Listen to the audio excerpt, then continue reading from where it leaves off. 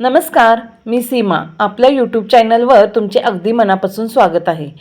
मला माहिती आहे तुम्हाला ही रेसिपी नक्की मनापासून आवडेल. अगदी सोपी आहे. अगदी पावशेर पोह्यात चौपट फुलणारे आपण पोहा चिप्स पापड बनवणार आहोत. पावशेर पोह्यात हे 300 पापड होतात, 300च्या वरच होतात आणि एकदम सुंदर लागतात चवीला.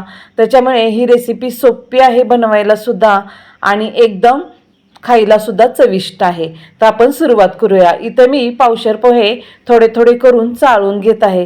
पोह्यात काही कचरा वगैरे असतो, पावडर असती आणि काही थोडेफार साळी असतात, काळे पोहे असतात, ते सगळे आपण काढून टाकायचे आहेत. आणि चाळल्यामुळे त्याच्यावरची पावडर पण निघून जाते, कारण आपण धूत वगैरे काही नाही. त्याच्यामुळे सगळे स्वच्छ करून घ्यायचे, सगळे व्यवस्थित निवडून घ्यायचे. छोटे खडे वगैरे काय असतात आणि कढई आधी गरम करून घ्यायची, नंतर गॅस एकदम स्लो करून घ्यायचा. म्हणजे काय होतं, पोहे एकदम छान आपल्याला हलवता येतात आणि लगेचच ते गरम होतात. एकदम कडक पोहे होईपर्यंत आपल्याला पोहे एकसारखे हलवत राहायचे. म्हणजे पोहे पातळ असतात ना, ते पोहे खाली कलर इथे चेंज होतो, त्याचा पिवसर कलर येतो जास्त भाजल्यामुळे. त्याच्यामुळे एकसारखं हलवत राहायचं आहे आणि कडक झाले की हाताने बघायचं आणि आपण गॅस बंद करून नंतर ते पोहे थंड करायला ठेवायचे. आता हे पोहे एकदम छान भाजलेले आहेत, एकदम कडक झालेले आहेत. आपल्याला कलर जास्त चेंज होऊन द्यायचा नाही. तर आता कढईत न ठेवता मी खाली काढून घेते. ताटात पसरले का नाही की एकदम मस्तपैकी लवकर असे थंड होतात. चांगले थंड झाल्यानंतरच आपल्याला मिक्सरला याचं पीठ करून घ्यायचं आहे. 5-10 मिनटं ठेवायचे, त्याच्यानंतर थंड होतात. आता एकदम थंड झालेले आहेत. हातावर असे चुरले का नाही की एकदम बघा लगेच चुरा होतोय. असा चुरा झाला की समजायचं एकदम छान पोहे थंड झालेले आहेत. आणि याचं पीठसुद्धा लगेचच बनवता येतं आणि एकदम छान बनलं जातं. थोडे असे गरम इथे असले का नाही की घालायचे नाहीत मिक्सरच्या भांड्यात. आता अशा या प्रकारे मी पीठ बनवून घेतलेलं आहे, तुम्हाला मोजून दाखवते. इथं पीठ बरोबर 1.5 वाटी झालेलं आहे. पीठ आपल्याला हलक्या हाताने दाबून दाबून घ्यायचं आहे, म्हणजे पाण्याचं प्रमाणात एकदम व्यवस्थित होतं. ते जास्त जोरास पण दाबून घ्यायचं नाही, नाहीतर मग पीठ घट्ट होईल. आता हे पीठ आपल्याला चाळून घ्यायचं आहे. तुम्ही म्हणसाल आता आपण निवडलं तर हे चाळून कशाला घ्यायचं, बारीक केलेलं आहे. पण काय होतं, एखाद्या वेळेस मोठं मोठं थोडंफार राहतं ना पोह्याचं, ते पापड लाटताना मध्ये आलं का नाही की पोहे तिथंच असे तुटले जातात. म्हणून आपण पीठ चाळून घ्यायचं आणि बाकीचं सगळं काय मोठं राहिलेलं असेल ते काढून टाकायचं. आता या पिठात बघा मी कच्चे जिरे इथं कुटून घेतलेले आहेत, आवडदोबड कुटून घेतलेले आहेत. त्याच्यामुळे पापड खूप छान लागतात चवीला. आणि इथं हिंग घेतलेला आहे. हिंग मोठ्या हरभरा एवढा घ्यायचा आहे आपल्याला. आणि त्याच्यात आपल्याला आता पापडखार घालायचा आहे. पोह्याचा अर्धा चमचा पापडखार घालायचा, जास्त पण नाही घालायचा. त्याच्यामुळे काय होतं, जास्त पापडखारचाच वास येतो.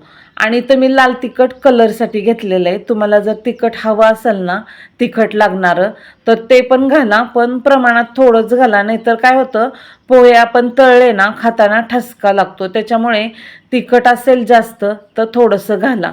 इथं मी कलरसाठी घातलेलं आहे. सगळं मिक्स करून घेतलं. मीठ घालायचं राहिलं होतं.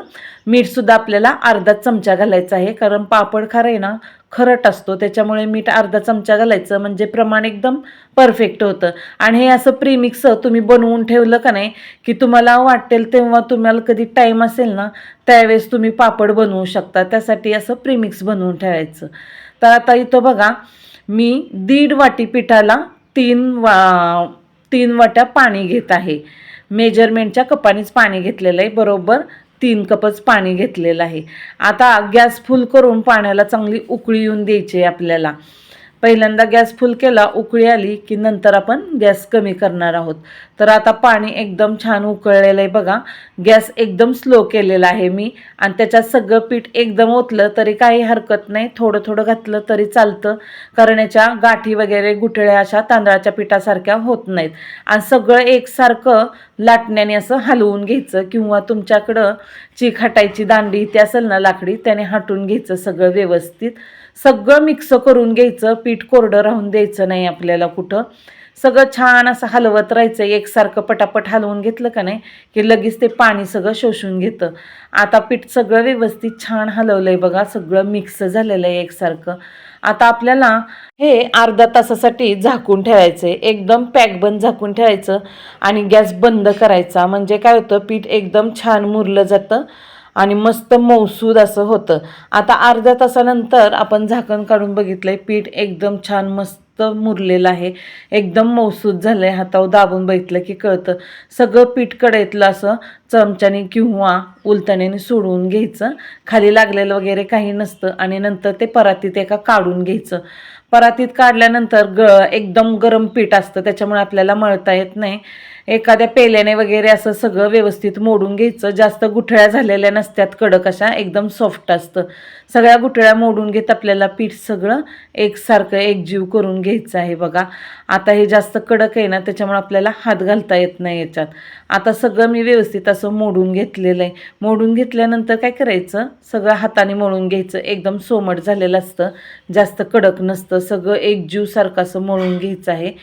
जेवढं आपल्याला मिक्स करता येईल हाताने तेवढं व्यवस्थित छान मिक्स करून घ्यायचं. आणि एकदम सोमट असं राहिलं का नाही पीठ, की आपल्याला पिशवीत घालायचं आहे आणि एकदम मस्त मळून घ्यायचं आहे. तुम्हाला जर प्लॅस्टिकच्या पिशवीत घालायचं नसेल ना, तर काय करायचं, एखादं सुती कापड घ्यायचं, सुती कापडावर टाकायचं पीठ आणि व्यवस्थित चांगलं मळून घ्यायचं तरीसुद्धा चालेल. कारण प्लॅस्टिकमध्ये सुद्धा आपण जास्त काही कडक पीठ घालत नाही, कारण जास्त कडक घातल्यानंतर ते वितळलं जातं, म्हणून आपण सोमटच पीठ घालतो. आणि आता पीठ एकदम चांगलं मळून घ्यायचं. एकदम चांगलं पीठ मळलं का नाही की पापड चिरडत नाहीत, तुटत नाहीत, फाटत नाहीत. एकदम मस्त सगळे एकसारखे पापड दिसतात. आता इथं मी प्लॅस्टिकची पिशवी अशी कट करून घेतलेली आहे, ओपन करून घेतली, त्याच्यात ती गोळा ठेवला आणि दुसऱ्या वरच्या साईडनी पण झाकून घेतली. असं पहिल्यांदा हाताने पीठ सगळं प्रेस करून घ्यायचं आणि नंतर आपल्याला सगळ्या या पिशवीच्या आकारात आहे ना पीठ लाटून घ्यायचं आहे.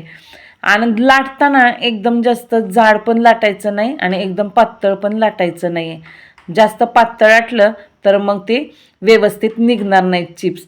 एकसारखं सगळं पीठ लाटून घ्यायचं. कसल्याही आकारात लाटलं तरीसुद्धा चालतं, पण लाटताना एकसारखं लाटायचं. आणि अगदी अलगद ही प्लॅस्टिकचा कागद काढायचा. प्लॅस्टिकला तेल वगैरे काही लावायचं नाही.